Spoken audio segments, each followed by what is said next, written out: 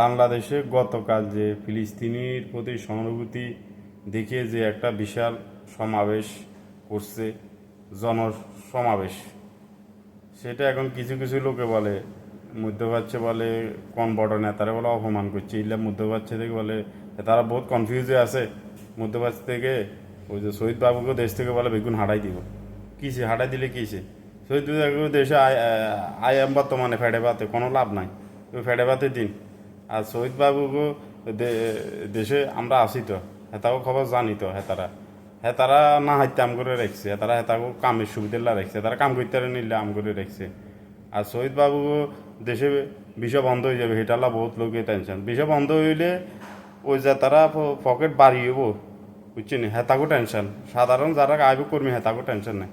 পার্শ্ববর্তী দেশের লোকরা আইতে 1 লাখ টাকা লাগে, 500 লাখ টাকা লাগে রাখি আসি এখানে।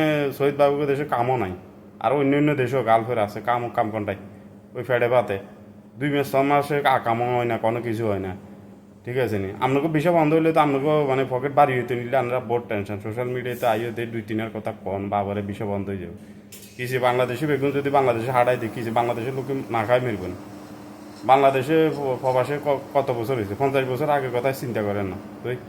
বাংলাদেশের স্বাধীনের পরে এই প্রবাসে আসছে মধ্যপ্রাচ্যে লাভ কি? মধ্যপ্রাচ্যে তো কোনো নাগরিকত্ব কোনো কিছু দেয় না। ওই ইউরোপ আমেরিকা এর থেকে ভালো আছে, গেলে নাগরিকত্ব হন যা টিয়া কিছু কামান যায়। ঠিক আছে নি, মধ্যপ্রাচ্যে আমরা রয়েছি তো, আমরা এটা করে চিনি তো, তারা না হাইতে ঠিক আং করে রাখছে। আর আঙ্গ পার্শ্ববর্তী দেশের দাদারা তো আমগো নামে সবসময় বদনাম করে, করতে থাক সমস্যা গিয়ে।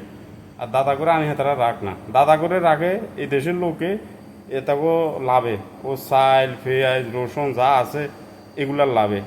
যে হ্যাঁ দাদাগুলোকে সম্পর্ক যদি চিহ্ন করে তাহলে এগুলো হাইতো না ইল্লা, বুঝছেন নি? তো তদরূপ আমরা যে সংগ্রামী জাতি, আমাদের দেশের জনগণ যেরকম ওইরকম মন মানসিকতা নিয়ে চলতে হইব। আর ফিলিস্তিনি গাজাবাসী তারপরে এগুলার লাগিয়া স্বয়ং আমেরিকাতে হয়েছে, ইউরোপ হয়েছে, তারপরে সব জায়গা হয়েছে আন্দোলন হয়েছে, তাহলে আমগো দেশে হইব।